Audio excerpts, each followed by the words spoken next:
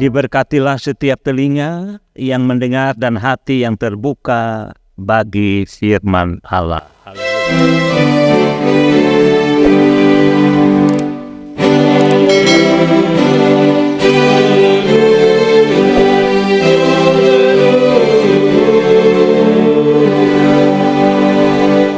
Silakan duduk. Salam bagi kita sekalian, jemaat Tuhan. Merdeka, merdeka, merdeka. Ini spirit bagi kita sebagai warga negara yang oleh karena karunia Tuhan, tahun ini kita diberikan kesempatan untuk merayakan ulang tahun kemerdekaan Republik Indonesia yang ke-78. Jemaat yang dikasihi oleh Yesus Kristus, kita patut bersyukur untuk hidup dalam negara kesatuan Republik Indonesia. Sebab bukanlah kebetulan, bukanlah mustahil kita hidup dalam negara tercinta ini. Dari waktu ke waktu, negara kita telah memiliki pemimpin-pemimpin. Dalam hal ini presiden. Dan tahun ini kita kembali ada dalam suasana untuk menghadapi pemilu tahun 2024.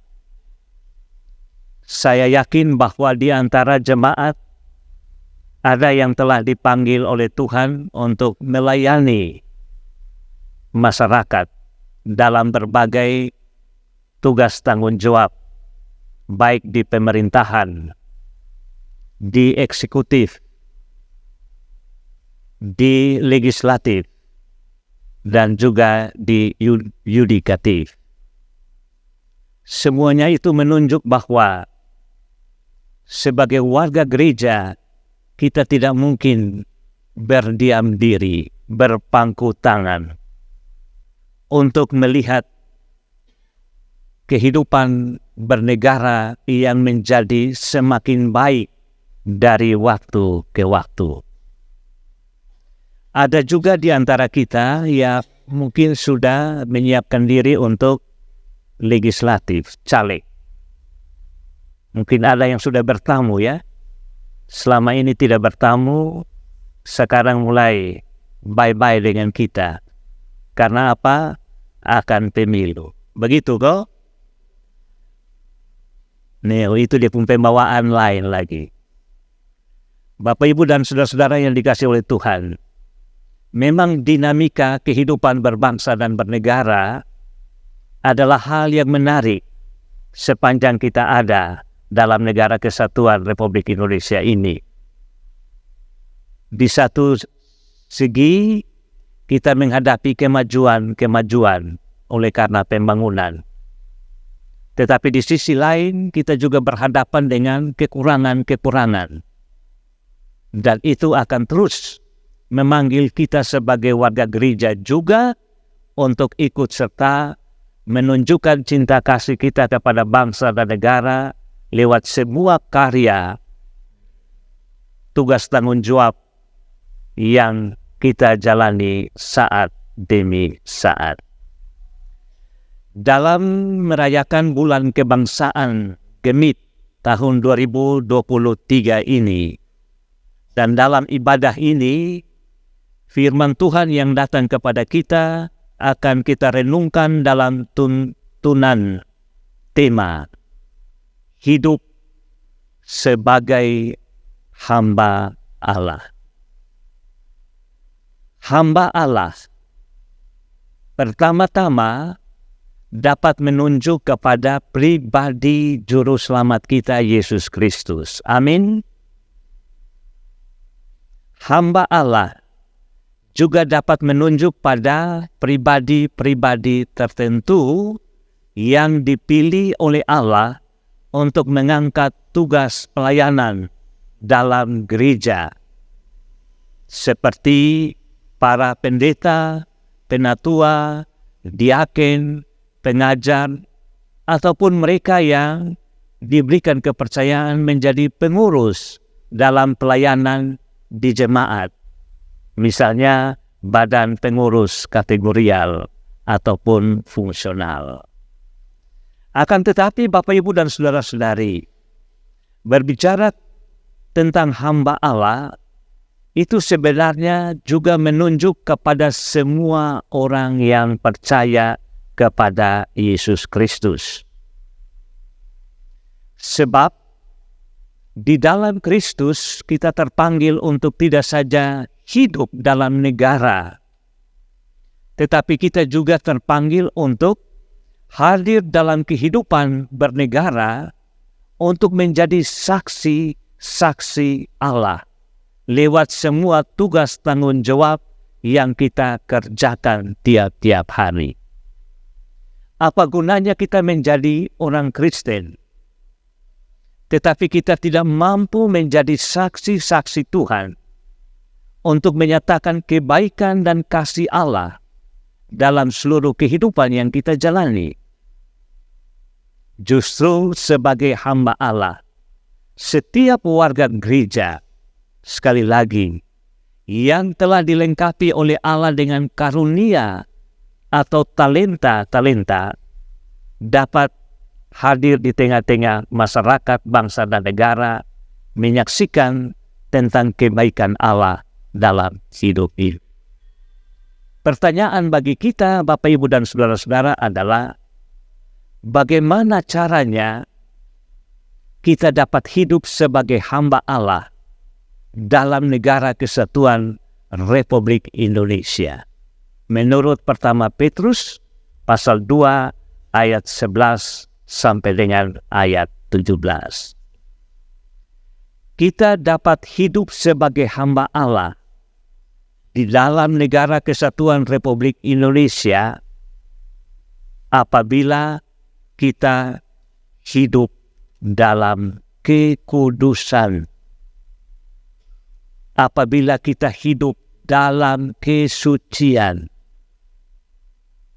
Kita bisa lihat itu dalam bacaan tadi, ayat 11 dan ayat 12. Kita lihat pembacaan kita tadi. Saudara-saudaraku yang kekasih, aku menasihati kamu supaya sebagai pendatang dan perantau, kamu menjauhkan diri dari keinginan-keinginan daging yang berjuang melawan jiwa. Milikilah cara hidup yang baik di tengah-tengah bangsa bukan Yahudi, supaya apabila mereka memfitnah kamu sebagai orang durjana, mereka dapat melihatnya dari perbuatan-perbuatanmu yang baik dan memuliakan Allah pada hari Ia melawat mereka. Bapak, Ibu, dan saudara-saudara yang dikasihi oleh Tuhan, surat Petrus ini ditujukan kepada jemaat Tuhan, jemaat mula-mula yang terpencar di Asia Kecil. Misalnya di Pontus, Galatia, Kapadokia, Asia Kecil, dan Bitinia. Kondisi jemaat yang menerima surat Petrus ini adalah mereka yang pada kebanyakannya mereka yang tergolong memiliki ekonomi yang kecil. Misalnya para buruh, ya, pekerja-pekerja kecil. Dan karena itu, ketika mereka menjadi Kristen, mereka dengan mudah dihambat dan mengalami berbagai pertentangan, penolakan, bahkan ancaman dan penderitaan dari pihak-pihak yang merasa memiliki harta kekayaan dan mereka itu tidak menyenangi akan pemberitaan Injil. Sehingga mereka yang dianggap kecil dan menjadi Kristen hidupnya menjadi berubah, itu menjadi ketidaksukaan bagi masyarakat di sekitar mereka.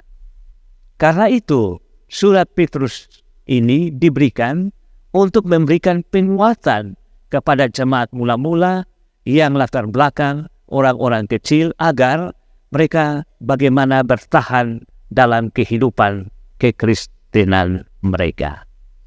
Bapak Ibu jemaat Tuhan yang terkasih, karena itu dikatakan di sini bahwa untuk hidup tetap sebagai Kristen, maka Petrus memberikan nasihat kepada mereka.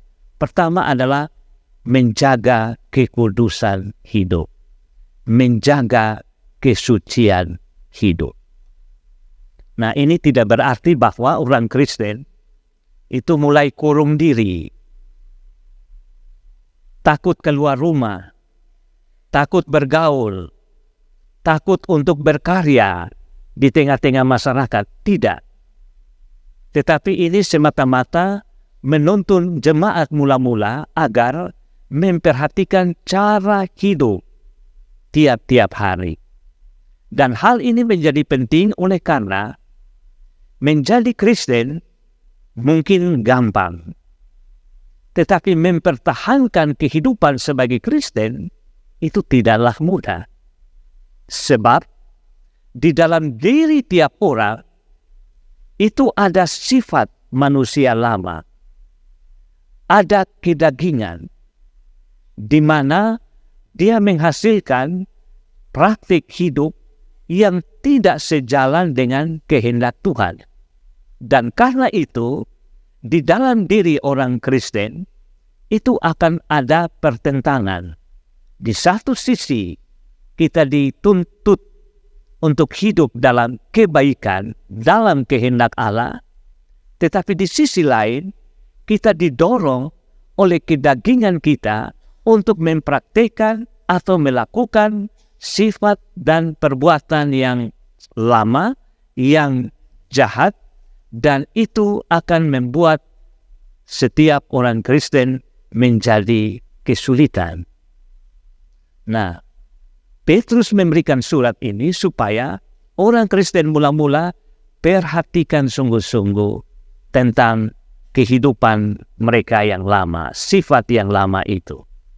Karena kalau sifat yang lama itu tidak dikendalikan, tidak dihentikan, maka dia akan mengacaukan kehidupan sebagai warga gereja, kehidupan dalam kekudusan, kehidupan dalam kesucian.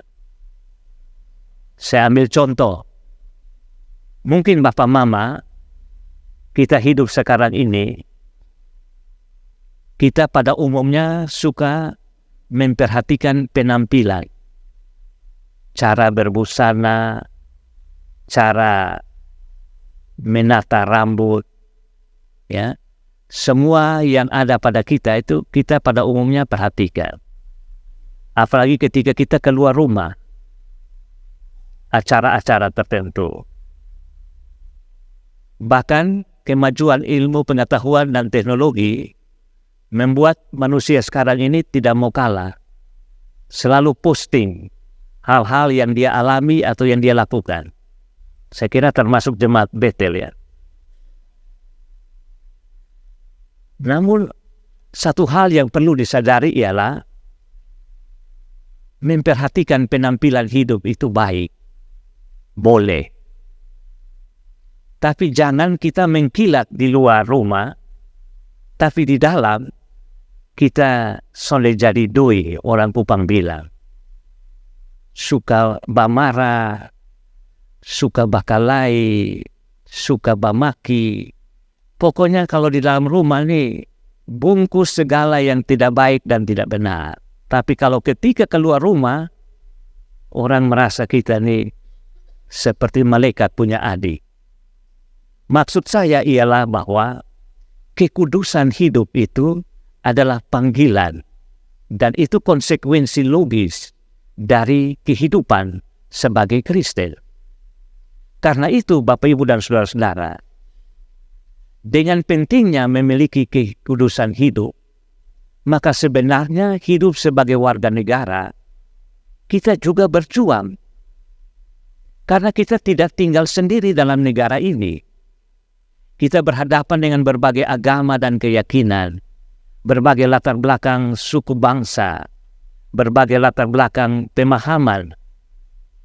Nah, apabila dalam keberagaman hidup itu, sebagai orang Kristen kita tidak menjaga pola hidup yang kudus, yang suci, yang berkenan kepada Allah, maka orang Kupang bilang kita sama dengan dunia, tidak ada beda.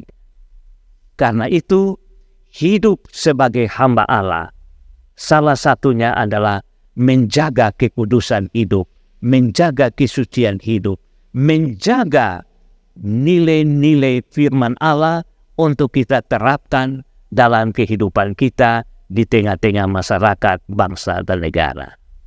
Hal ini menjadi penting karena tidak jarang kita diberikan informasi bahwa ada orang yang menyebut diri sebagai orang Kristen, sebagai anak Tuhan, tetapi dia terjebak dalam sikap dan tindakan yang merugikan orang lain. Sikap dan tindakan yang tidak mempermuliakan nama Tuhan. Ini bisa saja kita jumpai di sekitar hidup kita. Atau juga kita bisa jumpai di belahan daerah yang lain, belahan dunia yang lain. Kenapa? Karena kekudusan hidup, kesucian hidup tidak menjadi perhatian yang sungguh-sungguh sebagai warga gereja dalam kehidupan, tidak saja di dalam hidup berbangsa dan bernegara, tapi juga dalam seluruh perjalanan hidup di dunia ini. Karena itu sebagai hamba-hamba Allah, hiduplah dalam kekudusan. Yang kedua, kita bisa hidup sebagai hamba Allah, tidak saja menjaga kekudusan hidup menurut Petrus pasal 2 tadi, tapi yang kedua adalah apabila kita hidup dalam ketaatan. Ayat 13 dan ayat 14. Tunduklah karena Allah kepada semua lembaga manusia, baik kepada raja sebagai pemegang kekuasaan yang tertinggi, maupun kepada wali-wali yang diutusnya untuk menghukum orang-orang yang berbuat jahat dan menghormati orang-orang yang berbuat baik. Sebagaimana jemaat mula-mula penerima surat Petrus, yang pada kebanyakannya adalah orang kecil. Mereka menghadapi tantangan, penolakan, bahkan penderitaan. Tapi Petrus memberikan nasihat kepada mereka agar tidak saja menjaga kekudusan hidup, tapi Petrus juga memberikan nasihat kepada mereka agar hidup dalam ketaatan. Apalagi taat kepada pemerintah waktu itu. Ini tidaklah mudah, tidaklah gampang. Bapak, Ibu, dan saudara-saudara yang dikasihi oleh Tuhan.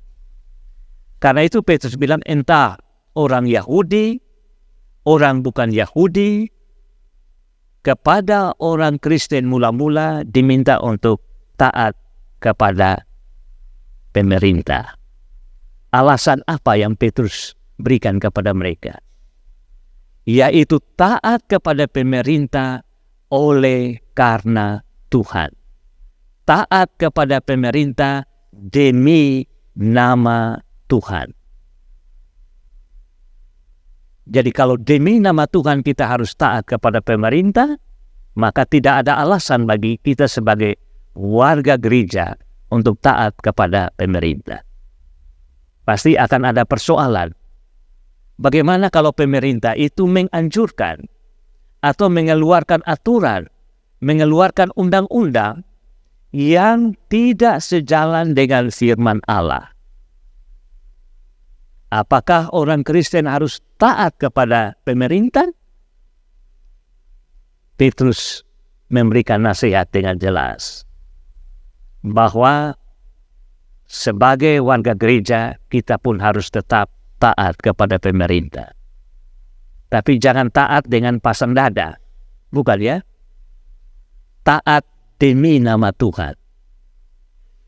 Jadi biar Tuhan yang akan beracara dengan pemerintah apabila pemerintah mengeluarkan kebijakan aturan yang tidak sejalan dengan firman Allah. Padahal sebagai orang percaya kita harus mentaati firman Allah lebih dari segala sesuatu. Tetapi ketika kita berhadapan dengan keadaan seperti itu, Petrus katakan kepada jemaat mula-mula, taat oleh karena Tuhan. Bukan taat karena kepentingan, bukan taat karena pengetahuan, bukan taat karena latar belakang suku bangsa, tetapi taat karena Tuhan. Dan ini pasti berat. Apabila pemerintah itu misalnya kejam, berlaku tidak adil, tetapi ketaatan tetap dilakukan karena kita yakin Allah yang akan beracara dengan siapapun, termasuk dengan pihak pemerintah, jikalau pemerintah tidak mentaati kehendak Allah di dalam seluruh pemerintahan yang dilakukan. Nah, persoalan bagi kita Bapak Ibu dan Saudara-saudara adalah ketika kita bekerja dan berusaha setiap hari, ya, kadangkala kita yang di bawah, yang kecil, itu mendapatkan perlakuan yang tidak adil dari pemimpin. Entah itu di kantor, di sekolah, di mana saja. Karena yang punya jabatan lebih besar merasa diri lebih hebat dari yang tidak punya jabatan atau yang punya jabatan kecil. Dan ini adalah bagian yang kita jumpai di tengah-tengah dunia ini. Nah, kadangkala kita mengalami dilema. Apakah harus tetap taat kepada yang di atas, yang jabatannya lebih besar, ataukah kita melawan dan membangkang? Bapak, Ibu, dan Saudara-saudara, Alkitab katakan, taat kepada pemerintah demi nama Tuhan. Memang satu sisi kita tidak mau mentaati, tapi di sisi lain kita diminta untuk mentaati. Tapi yang menarik ialah jika kita berhadapan dengan atasan pemerintah yang berlaku tidak adil, kita harus tetap taat demi nama Tuhan. Karena itu, tunduklah kepada pemerintah sepanjang pemerintah menyuruh untuk kita melakukan segala sesuatu yang sejalan dengan firman Tuhan, supaya dengan demikian kita dapat menjadi saksi-saksi Tuhan di tengah-tengah kehidupan bersama. Itulah hidup sebagai hamba Allah. Yang ketiga, hidup sebagai hamba Allah selain menjaga kekudusan atau kesucian hidup, selain memelihara ketaatan kepada pemerintah oleh karena Allah, tetapi hal yang ketiga, hidup sebagai hamba Allah ialah hidup takut akan Allah. Kita lihat dalam ayat 15 sampai dengan ayat 17.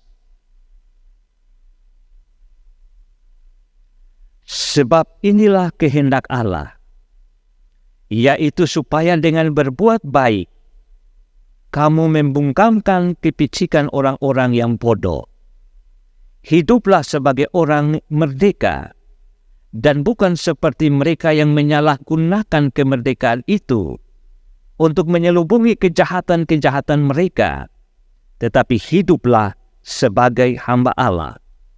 Hormatilah semua orang, kasihilah saudara-saudaramu, takut akan Allah, hormatilah Raja.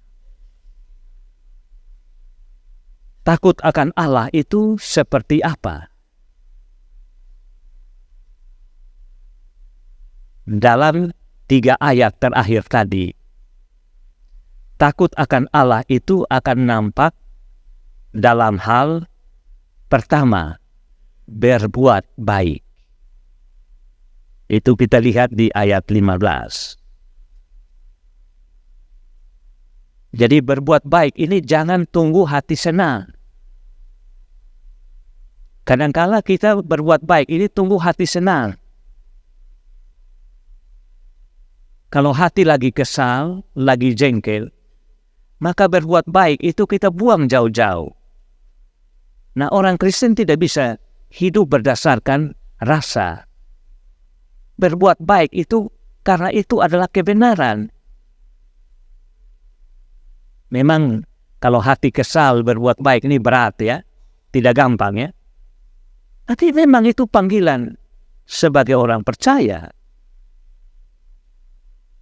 Dengan berbuat baik, di situ sebenarnya kita menunjukkan takut akan Tuhan, menghormati Tuhan lebih dari segala sesuatu yang ada dalam hidup kita.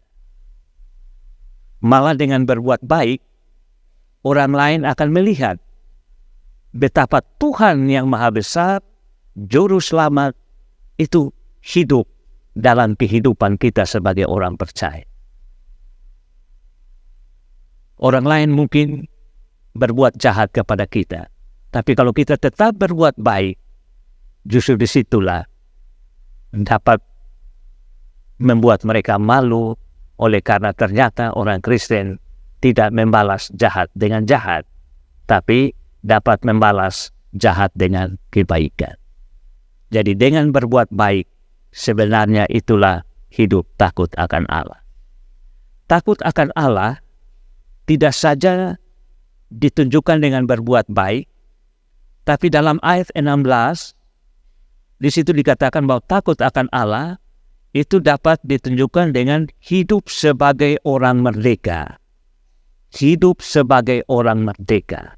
Artinya, di dalam Kristus, setiap orang yang percaya telah dimerdekakan.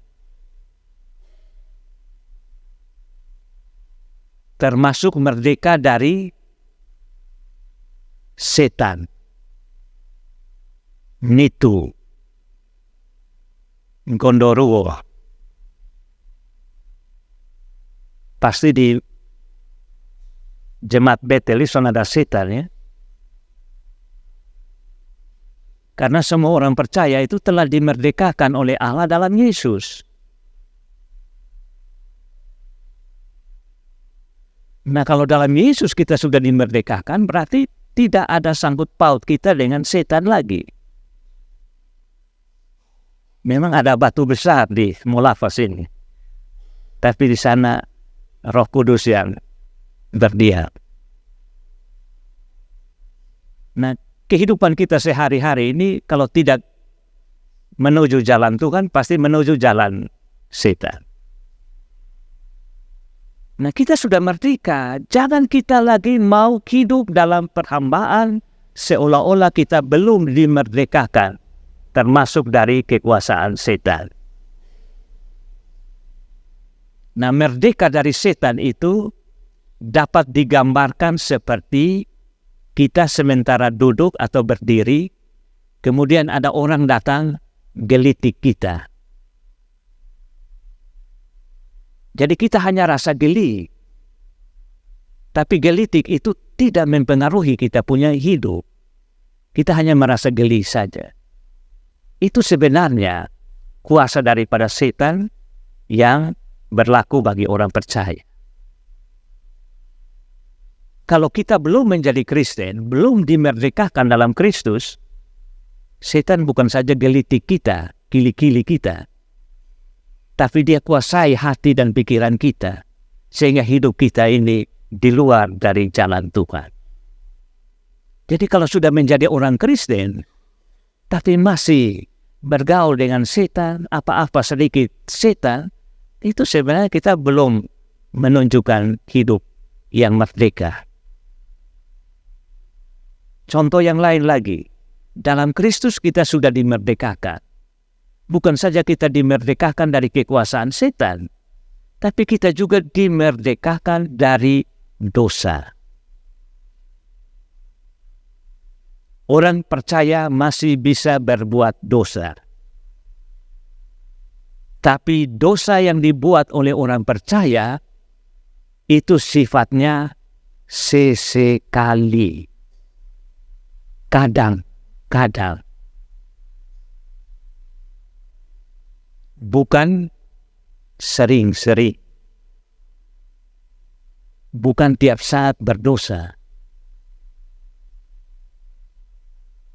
Contoh, salah satu dosa yang dilakukan oleh orang percaya itu adalah kalau ada pesta. Pendeta sudah pulang, penatua sudah pulang, udah mulai lingkar,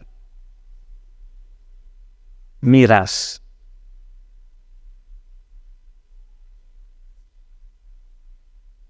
Setiap pesta,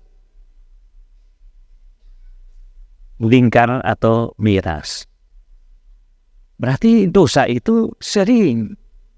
Tiap pesta mesti mabuk. Orang Kristen tidak begitu. Dia bisa berbuat dosa tapi sesekali. Jarang. Bukan sering-sering. Dan itu menunjuk bahwa orang Kristen itu yang sudah merdeka dalam Kristus, dia juga merdeka dari dosa. Karena dengan media sosial, ada yang lagi panas-panas main media sosial ya. Sampai-sampai godaan melalui media sosial juga dia tabrak ambil. Lupa istri, lupa suami, lupa anak-anak, bahkan ada yang lupa orang tua.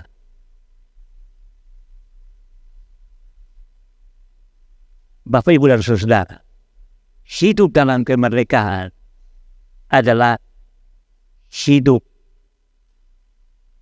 yang bebas dari kekuasaan setan dan kuasa dosa.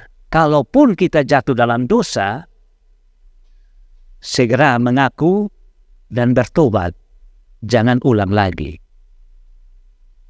Nah, kita orang Kristen pun kelemahan ini. Ini kali mengaku dosa, minta ampun, besok buat lagi. Buat lagi. Akhirnya apa? Perceraian tidak dapat terelakkan lagi. Padahal waktu nikah bilang hanya maut yang memisahkan. Tapi karena ada kelemahan, kesalahan, itu menjadi alasan untuk perceraian. Kenapa terjadi perceraian? Karena tidak ada pertobatan. Kesalahan mau dilakukan terus-menerus. Itulah sebabnya pihak yang lain tidak merasa senang. Maka jalan yang diambil adalah melanggar perintah Tuhan, perceraian. Kalau berdosa dan bertobat, jangan buat lagi. Berarti hidup dalam kemerdekaan Kristus. Nah, seringkali kita tidak mengetahui hal ini. Sehingga kita lebih mau menjadi hamba dari setan, mau menjadi hamba daripada dosa. Bukan hidup sebagai hamba Allah. Karena itu Bapak, Ibu, dan Saudara-saudara, khususnya yang mau maju caleg ya, maju dengan lurus-lurus, bawa nasar kepada Tuhan di gereja, ya, jangan kumpul dukun-dukun dong kau mulai sentimen kiri, sentimen kanan, ya, karena kadang-kala mau dapat jabatan juga gelap dan terang, dong fo'o satu kali, tidak bisa begitu. Rasa diri kalau Tuhan kasih karunia untuk bisa jadi orang politisi, bungakan karunia itu. Tapi kalau sudah bisa, ada ungkapan bilang, coba-coba naik pohonnya, sudah bisa, Pak Pendeta mau turun ke mana, posu terlanjur basah, habok saja. Jadi akhirnya kita tidak bermoral lagi. Jadi harus bermoral dalam semua karya hidup kita. Kan tidak semua orang dapat karunia ya untuk jadi politisi. Tidak semua orang. Tapi ada orang yang dapat karunia itu. Ya dapat karunia bungakan. Bungakan dengan bermoral. Jangan soalnya dapat karunia jadi politisi, tapi karena makan puji, dia paksa diri. Nanti habis caleg, habis pemilu, soalnya terpilih, lihat di jalan, wih dia lalu lalang tapi son pakai busana. Atau son ada bocor di atap rumah, dia naik di atas rumah. Jadi kalau son dia siap, jangan paksa. Tapi kalau siap, maju terus. Siap menang, siap kalah. Yang penting bermoral. Jadi maksud Pak Pendeta ialah takut akan Tuhan itu dapat ditunjukkan dengan berbuat baik. Takut akan Tuhan itu dapat ditunjukkan dengan hidup dalam kemerdekaan Kristus. Jangan kita menjadi hamba-hamba dosa dan setan. Tidak boleh. Hidup dalam takut akan Tuhan. Yang ketiga adalah menghormati atau mengasihi sesama. Ayat 17. Ayat 17 dia bilang, hormatilah semua orang. Jadi orang yang tidak seiman dengan kita harus kita kasihi. Apalagi hidup dalam negara Indonesia. Kalaupun dalam hidup kita ada orang yang memusuhi kita, kita juga harus mengasihi musuh. Jangan musuh pasang kuda-kuda, kita juga pasang kuda-kuda. Kalau sapa, beta sapa. Tidak bisa mengasihi musuh sekalipun. Tapi Alkitab katakan, yang paling utama adalah kasihilah sesamamu seiman. Amin. Ya kalau pulang gereja, mengasihi ya semua orang ya. Jangan senang datang gereja, tapi mengasihi sesama orang Kristen, itu tidak ada. Tidak boleh. Saya yakin di Bethel, semua saling mengasihi, karena itu yang paling utama. Amin. Karena itu dalam perenungan kita tentang bulan kebangsaan, marilah kita menyadari bahwa status kita sebagai hamba Allah oleh karena Yesus Kristus. Kita terus didorong untuk terlibat aktif dalam kehidupan bermasyarakat, bernegara. Jagalah moralitas hidup. Setiap kepercayaan tolong dijaga. Setiap jabatan, setiap pekerjaan dijaga baik-baik. Kalaupun ada kesulitan, ada pergumulan, hadapilah semuanya itu demi nama.